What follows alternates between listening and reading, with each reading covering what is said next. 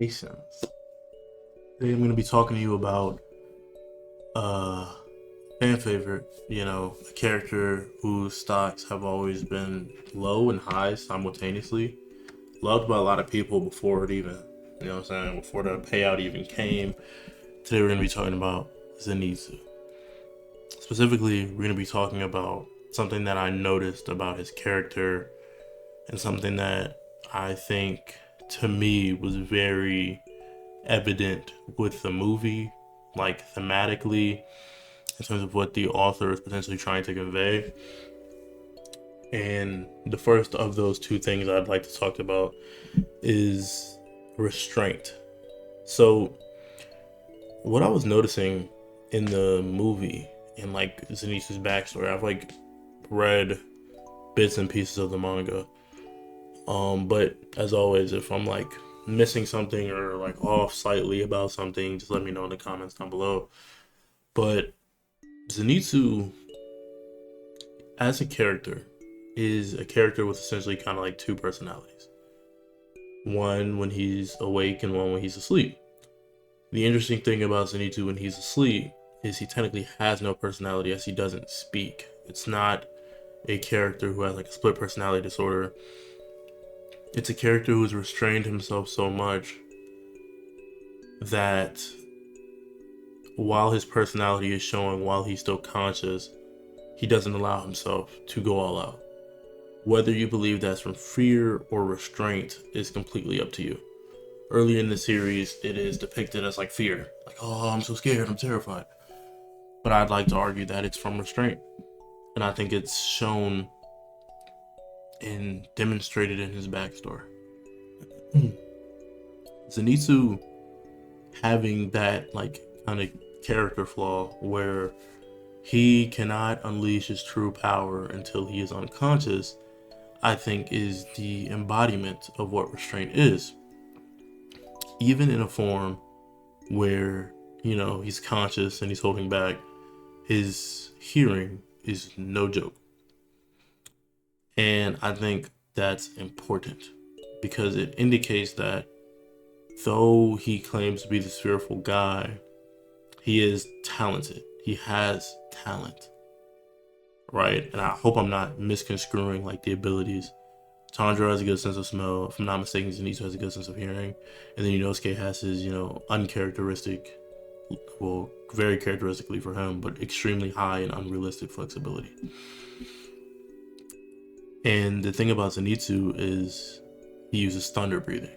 And that's interesting because it's not lightning breathing, it's thunder breathing. Even most of the techniques, I'm naming the one he mainly uses, thunder, clap, and flash. Thunder always comes after lightning. Thunder is the more loud counterpart to lightning, despite the light of lightning being so bright. If you're far enough away, you might not see that light. The light moves faster than the sound, so there was a window for you to see it. But the farther you are away from it, the lower the chance of you actually seeing the light. But even from a distance, you can hear the sound, you can feel the vibration. So I think it's very characteristically interesting that Zenitsu's thing is hearing, and his main technique is thunderclap and flash. Now this is the first form of thunder breathing, so it's like everyone has it, but he is like a master of it. So much so that his master Jushiro wanted to make Zenitsu and Kaigaku dual Hashira, because to pass on, I don't know if it was dual Hashira per se, but like they're both the heads of thunder breathing. Because to pass on thunder breathing, you have to be able to add on to it. You technically don't have to be able to add on to it, but it will become unrefined and unpolished if you're not able to add on, right? You become simply a historian if you're only able to teach and recount what existed in the past. While we see great swordsmen, I'd even say exemplary swordsmen like Giyu, Zenitsu, even technically, why am I blanking on her name right now? Love Hashira, Mitsuri. I'm thinking of a character named Mitsura. It's cooking my brain. But Mitsuri, she kind of created love breathing, which is like, it's really just a form. Like a lot of other breathing styles, it's except for like the primordial ones that were passed on directly from Yorichi, a lot of breathing styles are like, okay, these are techniques of this style. I am not physically capable of this. This is what I can produce. This is the best I can produce. And there you get those other styles. Like, for example, Shinobu's insect breathing. Maybe it existed before, but as we know, these are not superpowers. This is essentially sword fighting. So just taking my basic, like, not common sense, but knowledge of the way of the sword and different things that I've learned, I would interpret and assume that these forms come about naturally via, like, what you're lacking or what you're extremely good at. You see in Mitsuri's case, she has to create her own breathing style because she tries to learn flame breathing under Rengoku, if I'm not mistaken on the lore here. But because she's so strong, it is turned into love breathing. She can't be as like flickering as a flame with Rengoku. That control required in fire. You know what I'm saying? Because of her unrelenting force, so she has her love breathing, which is kind of overbearing, but it has flexibility to it. It feels soft while being aggressive. It fits her, right? It's kind of like love. It's a dance. I say all that to say we have proof that breathing styles and the ones who propel them are ones who are like catered to them, ones who have either created it or fit so profoundly into the pieces that already exist that it's like, oh yeah, without a doubt, they're coming up with something new. Take someone like Sabito, for example. Giyu looks at him as like a prodigy, the one who should have survived, the one who should have won. But Giyu himself created his own technique in water breathing. So without being a prodigy, by just not only taking what is known, but being able to add your own element to it, that deadly calm that comes from Giyu's willingness to always be cool under pressure, to be flexible like water, right? He creates dead calm, something that fits his personality. The blank stares he gives, the detachment he feels because he feels like he doesn't belong, it creates dead calm, right? It, to me, to my interpretation, is born out of loneliness. Now take someone like Zenitsu, who has enhanced hearing, and take the fact that symbolically, I'd like to argue Kaigaku is the lightning, Zenitsu is the thunder. Lightning, while very bright and very hot, flickers out in an instant.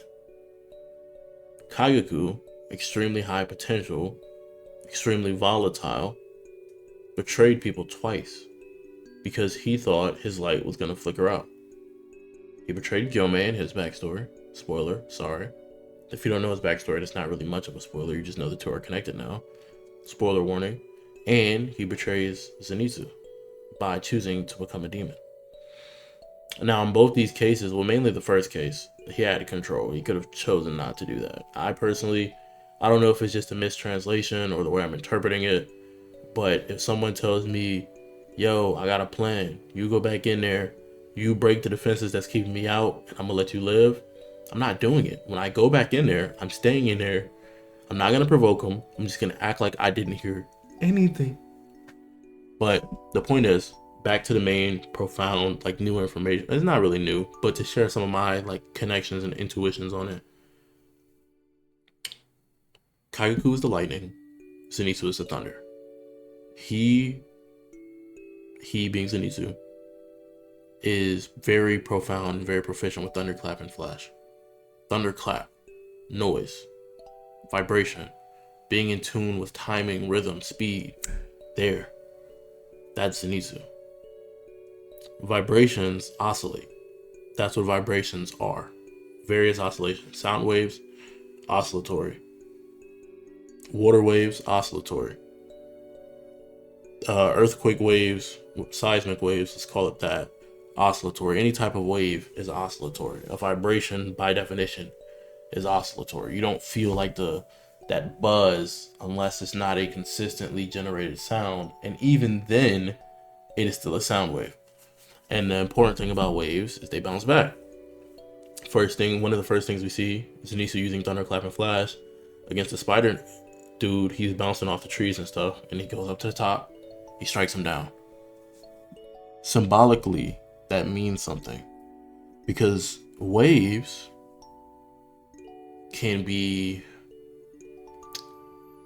decompressed via dissonance. I believe I'm using that term properly.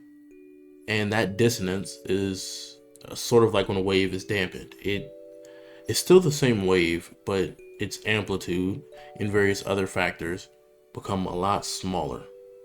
So for example, take a shock wave. If I were to punch the wall distributes that force and then it ripples out. That wave is not dampened. It kind of is by the wall. But the point of the example is if I were to put a pillow cushion on this wall first and then punch it, you hear less sound. That sound wave is dampened. Same amount of force, but due to impulse and other factors, the wave in and of itself is dampened. Waves can also be amplified. And they have, I think troughs is the bottom of them. I'm just trying to make sure I'm using all the terminology correctly. And then peaks, the top of them. And I think that defines Zenitsu. And it's because he has to switch between these two kind of personalities, which again, one of them doesn't speak at all, while the other is like vibrant Zenitsu, but he's down here. They're not two different people. They don't have two different personalities. It's just a wave.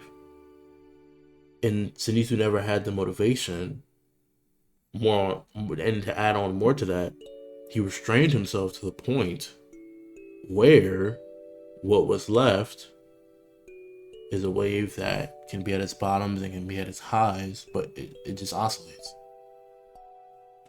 And when Jushiro is announced to have committed seppuku, Zenitsu has that amplitude, that what's it called? It's like the constructive, something that adds to a wave, something that makes it stronger.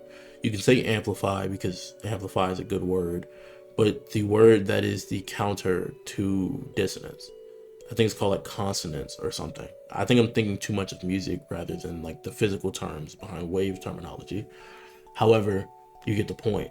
He has a reason to focus and to pull that restraint back, because not only does he figure out, yo, Sensei passed, he figures out the reason he passed is Mr. Lightning Bolt over here found another opportunity to be this bright flash of light, to survive, to do what I can to survive.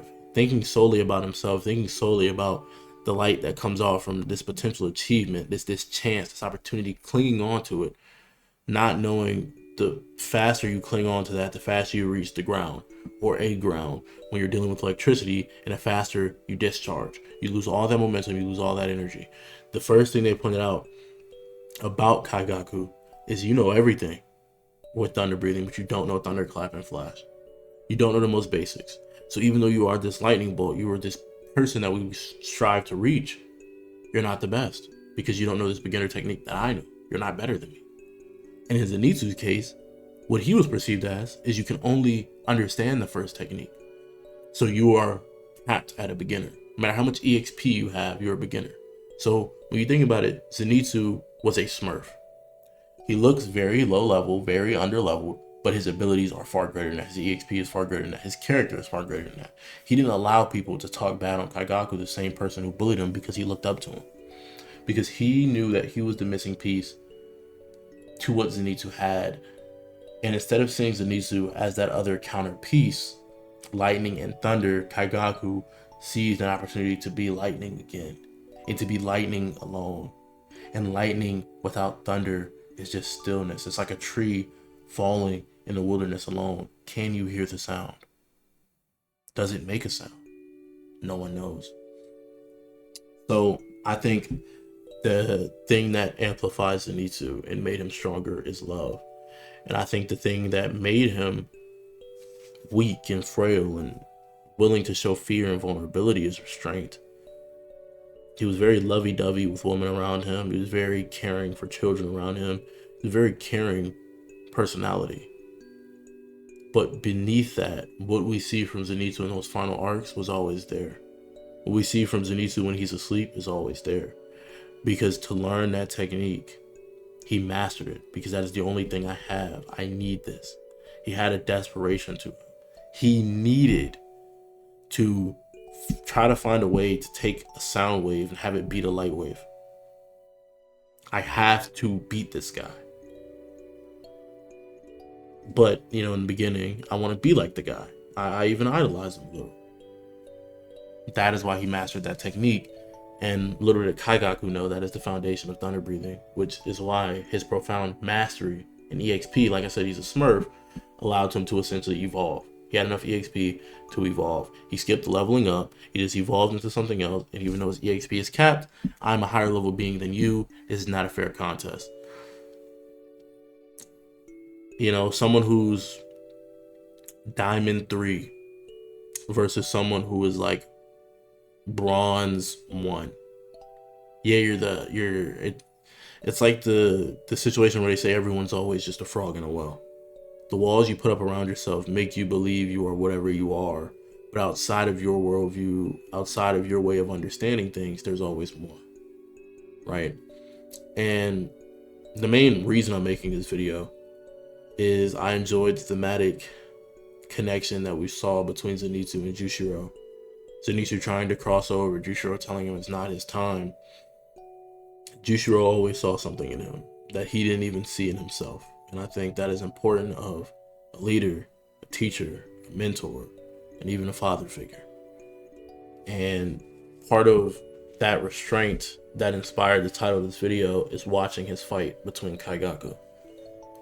If you pay attention, I had this heated debate with a friend because of the statement that I can't remember his name right now. I want to call it Uketake, but I know it's a character from Bleach. I think his name is Ushiro. Jushiro is Zenitsu's master. Ushiro is the white-haired demon guy that serves the girl who is kind of like the Shinobu counterpart to demons. Like, she really understands like demonology and like poisons and whatnot. But he says, I think his name's Ushiro. I think I'm correct. If he had enough time to master his blood demon art, he would have won. I beg to differ.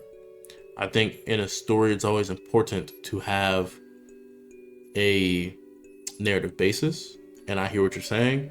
If you're claiming there's a narrative basis, you just compared Kaigaku to lightning and Zenitsu to thunder. Lightning's always faster than thunder. True. But speed is not the only thing important. Thunder has a lot more magnitude and sound. It can reach farther than the light of a singular lightning strike. There's a lot of things that come into account, but you have to understand the smallest lightning strike still produces a thunderous sound. And the largest lightning strike, no matter how brilliant it is, produces an even larger sound. So pound for pound, though the lightning is what we see as celestial and this untouchable thing, the thunder is what makes it a marvelous phenomenon. It is like the glue that holds together a lightning strike. And Zenitsu is that glue. And throughout their fight, I noticed that they're essentially on the same terms. Notice all of these abilities are fake besides blood demon arts. They are literally like mystical via like demon blood and whatnot. But in their encounter, they essentially clash. Zenitsu speed blesses kinda. Then they clash. They clash even though Kaigaku is using a blood demon art. Zenitsu then goes on a defensive, which in any other fight, you would, if you were just a power scaler, you'd go, he's on defensive, they're relative, or Kaigaku is stronger. Being, you would, in your mind, say, he knows more techniques, he's better at thunder breathing than Zenitsu. Not the case. If he thought that was the case, he would have never bust out his blood demon art. He bust out his blood demon art because, like he said, he does whatever it takes to survive. He genuinely felt threatened. Despite the fact that he has regeneration, despite the fact that he has enhanced physical strength, despite all of these things, he felt threatened. Because while he took his foot off the pedal, good old Zenitsu is the turtle in the race between the tortoise and the hare. He caught up. He may have even surpassed me. And at that realization, he uses demon techniques. Zenitsu still respects him and squabbles with him like a swordsman, man to man. But then the second Kaigaku throws Zenitsu off the thing, and tries to win as a demon, not via swordplay, not with what our master taught us, I have no reason to spare you. Once he decided he was going to win as a demon, we'll both fall to our death. That's when Zenitsu decided, okay, bet, I'm going to kill you now. I'm not killing my former senior. That man is far gone. You are someone else now. Makes the decision, speed blitzes him. Being the fact that, like I said, these breathing techniques are like fake, that implies Zenitsu had this speed the entire time. Demon Slayer likes to make it look like, oh, they have to use this technique. It's for flashiness. But oh, they have to use this technique to get the win. At the end of the day, it's swordplay. If he had that much explosive power, there's no reason he'd be outmatched by Kaigaku. They're only clashing. Like, logically, now you come to the conclusion, unless you go with the cop-out of saying it's bad writing, they're only clashing at that point. Because, mind you, this wasn't a contest. This wasn't a fight to the end. You got me. It was Kaigaku had an easy win con. Zenitsu let him get the win con off, and then still speed blitzed him one time. He perception blitzed him. He didn't even get time to react. His head was already off. Meaning, it was never a fair fight to begin with. Zenitsu starts with a warm-up. He respects him. He spars him. He sees him out. He's a true warrior. And the fact that that's there means that that was there the entire time. That is why Zenitsu is a story on the power of love and the power of restraint.